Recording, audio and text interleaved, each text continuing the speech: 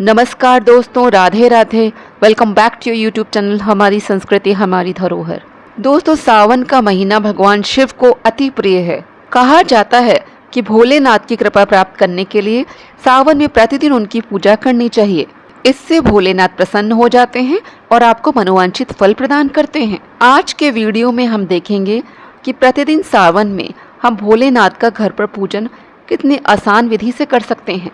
सावन माह में आप प्रतिदिन भगवान शिव का पूजन अपने घर के मंदिर में ही कर सकते हैं। तो चलिए देखते हैं प्रतिदिन पूजन की सामग्री क्या है।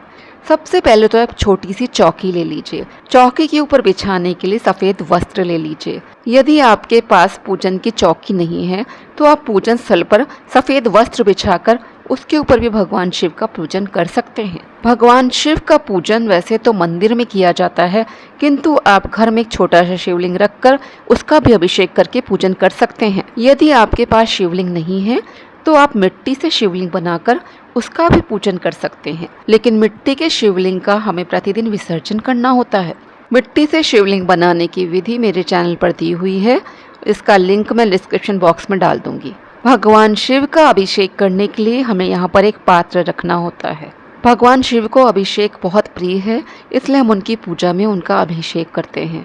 अन्य पूजन सामग्री में आपको एक देसी घी का दीपक लेना है, गाय का कच्चा दूध लेना है, आप पंचामृत भी ले सकते हैं, साबुत चावल लेने हैं, इनको अक्षत कहते हैं, ये सफ़ेद रंग के होते हैं, धूप बत्ती रखनी है, वस्त्र रूपी आपको यहाँ पे कलावा लेना है। प्रतिदिन पूजा में यदि आप जनेऊ नहीं चढ़ा पाते हैं तो आप इस कलावा को चढ़ा दीजिए। इसके अलावा आपको चंदन लेना है।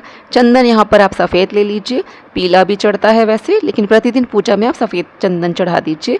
फिर आप यहाँ पे उपलब्ध पुष्प ले लीजिए। मैंने यहाँ पे मदार ले लिया है और यहाँ गेंदे के पुष्प हैं। आपको जो भी पुष्प मिल जाए आप वो पुष्प ले लीजिए। फिर यहाँ पर आपको प्रमुख रूप से बिल्व पत्र लेने हैं। भगवान शिव को बेलपत्र और शमी के पत्र बहुत ही प्रिय हैं। आपको ये दोनों ही हो सके तो सावन में प्रतिदिन चढ़ाने चाहिए। यदि शमी पत्र ना मिले तो बिल्व पत्र आप पहले से लेके रख लीजिए। बेल पत्र, दूर्वा और तुलसी पत्र कभी भी बासी नहीं माने जाते हैं। आप इनको फ्रिज में स्टोर करके रख सकते हैं, फिर इनको आप चढ़ा सकते हैं। इसके अलावा आरती करने के लिए आप यहाँ पे कपूर रख लीजिए। आप घी की बाती से भी आरती कर सकते हैं। घर के मंदिर में आप जो भी भोग चढ़ा रहे हैं आप उसी का यहाँ पे भोग चढ़ा सकते हैं। यदि आप फल चढ़ा रहे हैं तो आप फल चढ़ा सकते हैं, मिश्री चढ़ा सकते हैं, दूध से बनी मिठाइयों का भोग लगा सकते हैं। गंगा जल मिश्रित जल भी पूजन में आप रख लीजिए। भगवान शिव को गंगा जल सर्वाधिक प्रिय है। चलिए अब पूजन करते हैं। सर्वप्रथम आप यहाँ पर सब जगह गंगा जल छिड़क दीजिए।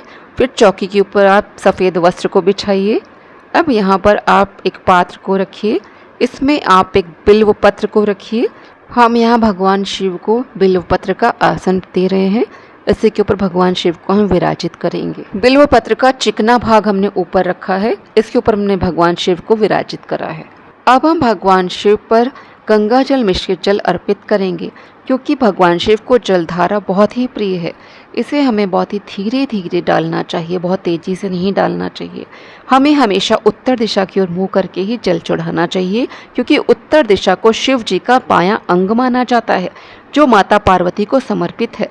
इस दिशा की ओर मुँह करके जल अर्पित करने से भगवान शिव और माता पार्वती दोनों की कृपा दृष्टि प्राप्त होती है। अब हम गाय का कच्चा दूध अर्पित कर रहे हैं। यहाँ हमें ध्यान देना होगा कि तांबे के पात्र से शिव जी को दूध न चढ़ाएं, क्योंकि तांबे में दूध विष के समान बन जाता है। हम एक थार में जब भगवान शिव पर कोई भी वस्तु चढ़ाते हैं उससे हमें उनकी विशेष कृपा दृष्टि प्राप्त होती है। कहते हैं कि शिवलिंग में पूरा शिव परिवार वास करता है। शिवलिंग के जलाधारी में बाईं तरफ गणेश जी का वास है, बाईं तरफ कार्तिकेय जी का वास है, बीच में जहाँ से जलधारा बहती है वहाँ पर अशोक सुंदरी जी का वास है। शिवलिंग के मध्य भाग में जहाँ शिवलिंग स्थापित होता है वहाँ माता पार्वती का हस्त कमल होता है। दूध से अभिषेक के बाद अब हम पुनः यहाँ पर जल से अभिषेक करते हैं। अब किसी साफ वस्त्र से शिवलिंग का अंग पोषण करते हैं। शिव जी के स्नान कराए हुए इस जल को पूरे घर में हमें छिड़क देना चाहिए। बचे हुए जल को हमें किसी गमले के पौधे में डाल देना चाहिए, किंतु यह जल हमें तुलसी के पौधे में नहीं डालना चाहिए। स्नान कराया हुआ जल हमने यहाँ से हटा दिया है। हमने बिल्वपत्र का आसन देते हुए शिवलिंग को यहाँ पर स्थापित करा है। स्नान के बाद हम वस्त्र रूपी यहाँ पर कलावा अर्पित कर रहे हैं। अक्षत का आसन देकर हमने यहाँ पर दीपक को प्रज्वलित कर लिया है। यहाँ हमारे पास नंदी जी की भी मूर्ति थी तो हमने उसे भी यहाँ पर स्थापित करा है। आपके पास नंदी जी की मूर्ति ना हो तो आप शिवलिंग का ही पूजन कर लीजिए। अब हमने यहाँ सफ़ेद चंदन से त्रिपुंड लगाया है, ऊपर भी सफ़ेद चंदन लगा रहे हैं। अब यहाँ पर नंदी जी हैं इसलिए इनका भी मैं पूजन कर ले रही हूँ। दीपक को भी तिलक लगा दीजिए, अक्षत चढ़ा दीजिए, पुष्प चढ़ा दीजिए। शिवलिंग पे आप पुष्प चढ़ा दीजिए। यहाँ मैंने मदार का पुष्प चढ़ा दिया है। शिवलिंग पे अन्य पुष्प भी चढ़ा दीजिए, बिल्व पत्र चढ़ा दीजिए। बेल पत्र का हमें चिकना जो भाग होता है उसे भगवान शिव पे चढ़ाना चाहिए, पीछे से उसका डंठल हमें तोड़ देना चाहिए। अब हम यहाँ 3 बार अक्षत को धोकर चढ़ा रहे हैं। शमी पत्र भी हमने यहाँ पे चढ़ा दिया है। आपके पास शमी पत्र ना हो तो आप बेल पत्र ही चढ़ा दीजिए। अब हम यहाँ पर फलों का भोग लगा रहे हैं। आपके पास डमरू हो तो डमरू अवश्य बजा दीजिए। भगवान शिव को डमरू अति प्रिय है। नंदी जी को उनकी प्रिय दूर्वा अर्पित कर दी है। भगवान शिव के गले में हमने नागदेव को भी स्थापित कर दिया है। यदि आपके शिवलिंग में नागदेव ना हो तो आप ऐसे ही शिवलिंग का पूजन कर लीजिए। जल से मुख आचमन करा दीजिए। अब यहाँ धूप दिखा देंगे हम। अंत में हम यहाँ पर कपूर से आरती कर लेंगे। ओम जय शिव ओम कारा वाली आरती हम यहाँ पर गाएंगे। इस तरह सावन में आप प्रतिदिन घर पर शिव पूजन कर सकते हैं।